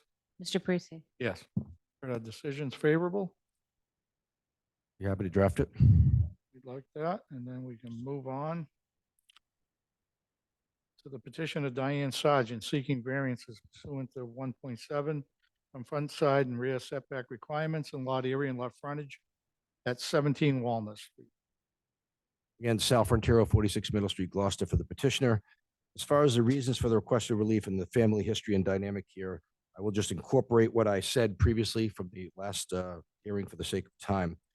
Again, this is an Annisquam R20 section at the corner of Walnut and Rogers Lane. Here, the R10 superseding setbacks do not apply, so I'll be asking for greater relief. These two petitions were actually more difficult than the Salt Island Road, believe it or not. It's crazy. The site consists of one lot totaling approximately 12,330 square feet. It's a single-family building with an attached deck. The site is legally non-conforming as to lot size and frontage as to Rogers Lane, and the single-family building is legally non-conforming as to front yard on Rogers Lane only, side yard and rear yard setbacks. The garage is also legally non-conforming as to side yard, rear yard, and distance from the principal building setbacks, but that's going to change. It's now being removed from this property. To reiterate, the petition does not involve any construction. After reconfiguration, the garage will be moved, but other than that, the status quo will completely be the same. And as far as it'll result in the lot size changing from 12,330 to 8,202 feet. So that's a reduction, which is obviously made up in the increase in the other lot. The maximum lot coverage would increase from 21.5 to 24.7, so still within the maximum 25. And the rear yard will become conforming in its entirety with a new setback of 34.1 feet when 30 feet is required. A right side yard nonconformity will be created for the first time to 0 feet when 20 feet is required, and that's due to the encroachment of the stairs. By removing the garage from the site, the left side yard setback nonconformity will become conforming for the first time since 2005, and the left side yard setback will be increased from 9 feet to 23.2 feet, so that when 20 feet is required, so that'll also become compliant. Finally, as I said, an easement will be granted for the use of the stairs and driveway. So any easements that are necessary as a result of where the structures are located or the access will be facilitated. As far as the variances, even though the lot size is increasing, lot frontage the lot frontage as to Rogers Lane and the front yard is to Walnut Street and the right yard setback are increasing. Again, the variances are necessary only due to the provisions of 3.1.3, no construction. Petitioner submits that the variance should be allowed. Again, the hardship has to do with the position of the house on the lot. And in order to comply, you'd have to physically move the house or tear it down and build a new one. And as I said before, the same applies as to the corner lot and the fact that this does not generally affect the district. And the relief can be allowed without derogation from the public good, without derogating from the zoning ordinance, because again, as far as the neighborhood feel goes, there's going to be absolutely no difference. All the only thing changing is at the registry of deeds, nothing else is changing. And to reiterate the relief that's necessary, lot area 20,000 is required. Existing is 12,330, proposes 8202 for variance of 11,798 feet. As for lot frontage on Rogers Lane, 80 feet is required, 51.65 exists, 68.52 is proposed, and that's a variance of 11.48 feet. The front yard is to Rogers Street, 30 feet is required, Rogers Lane, 30 feet is required, 16.4 exists, 16.4 is proposed, but again, we still need a variance of 13.6 feet, even though it's not changing. Right side yard, 20 feet is required. It's currently more than 20 feet. It's proposed to be 0 because it's now going to be right on the porch. So we're asking for a variance of 20 feet there. Thank you very much. Thank you. Any questions? No? Anyone in the audience or on Zoom wish to speak in favor of the application? If you're on Zoom, you raise your hand. Seeing none, is there anyone wishing to speak in opposition to the application? And seeing none, no need for rebuttal. Entertain a motion. I can do a motion. Petitioner Diane Sargent seeking variances pursuant to section 1.7 from front, side, and rear requirements and lot area and lot frontage requirements at 17 Walnut Street. I believe a hardship has been established, and I would move approval of all the variances as outlined by the attorney. Second. Motion made and seconded. Roll call vote. Mr. Gyllenhaal, Yes. Ms. Schlichty,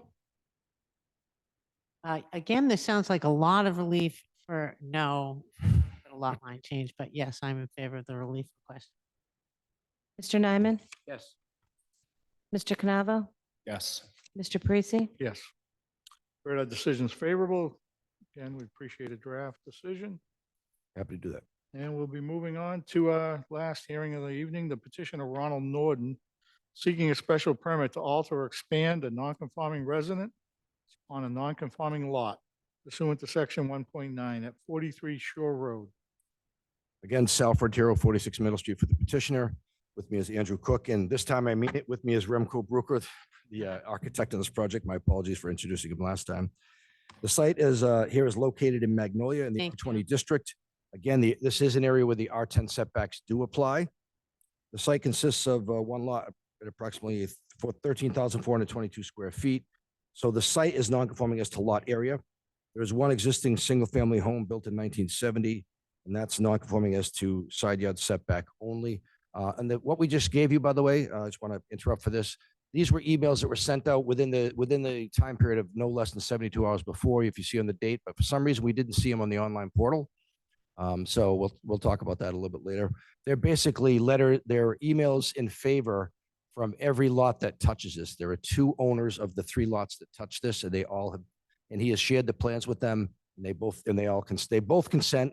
Again, they represent all 6 of the properties that are next door. So that's why we're giving you those, because I don't believe they appeared in the portal. The site is presently in 2 flood zones. Through the hard work of Mr. Brucker, he obtained a determination from FEMA that the property is in fact not in a flood zone due to elevation changes.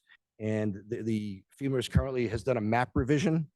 Now, the map revisions are subject to an appeal period. That appeal period expires on December 18th. We are here now, obviously, before that happens. If somebody appealed it and it was overturned, that would negate the relief we're asking for, because it would cause a whole new redesign. So if the board is inclined to grant the relief asked for here, I would suggest that it be conditioned on the FEMA map becoming final, the FEMA map change. I think that's appropriate in this situation. As to construction, the petitioner proposes to build a new second story on the larger westernmost portion of the site. As you can see, that's the larger square there. The existing rear jut out, the roof will be raised, but that will remain one story.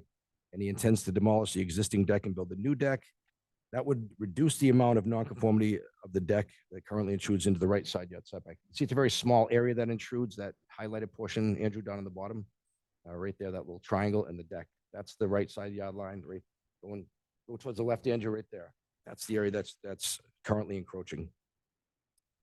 The petitioner also plans to put a new driveway along the northeast portion of the site and a new pool area in the rear yard.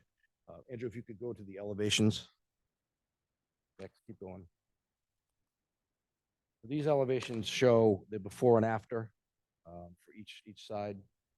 So it's a fairly modest increase.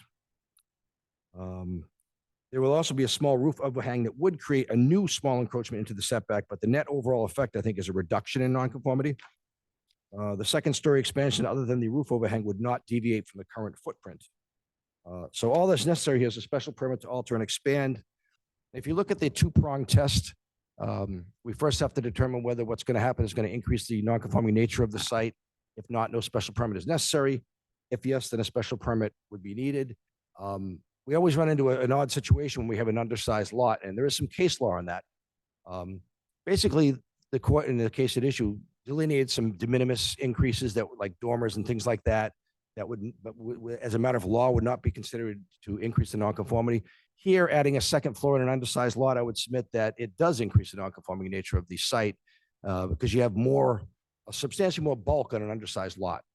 So I do think we need to go to the second prong of the test, even though the amount of building encroaching into the setback is reduced. So it's more of the lot area that gives rise to that.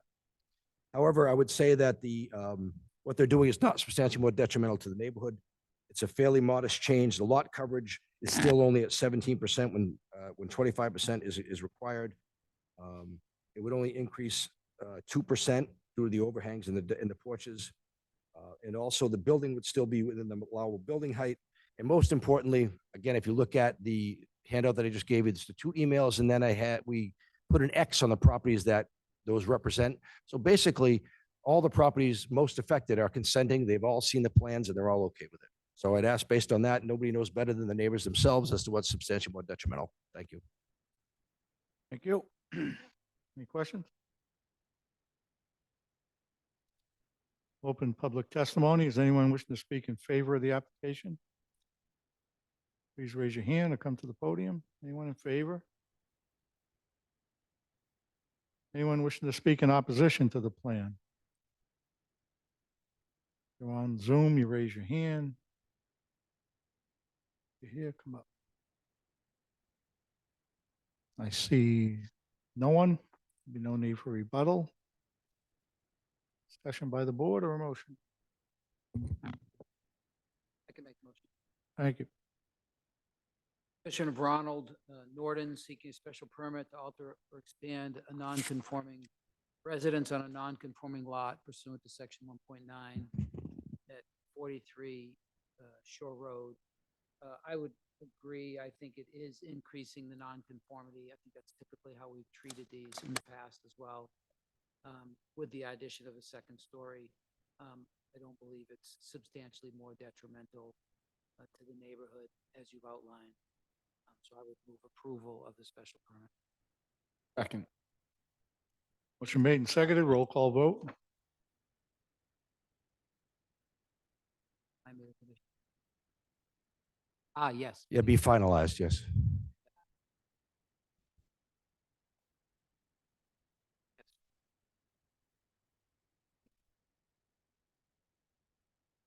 Mr. Canavo?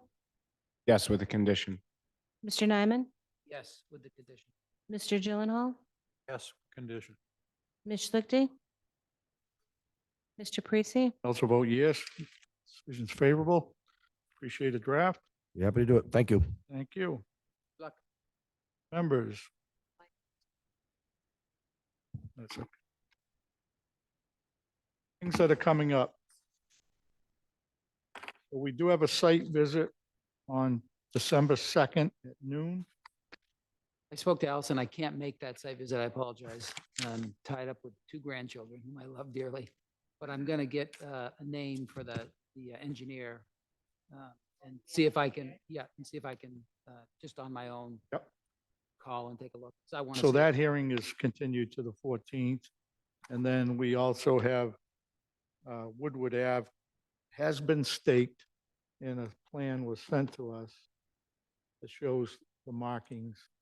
So everyone might as well go by sooner rather than later. The 4 corners. And then the boundaries are staked too on the right. Not the back, no, the right and left. And so everyone should get a look at that for that hearing on 12/14 also. And then the rest of the packet's not out yet because it's a month away. So they will have packets that'll get posted for any additional hearings we'll have that night. Will be online or you can pick them up.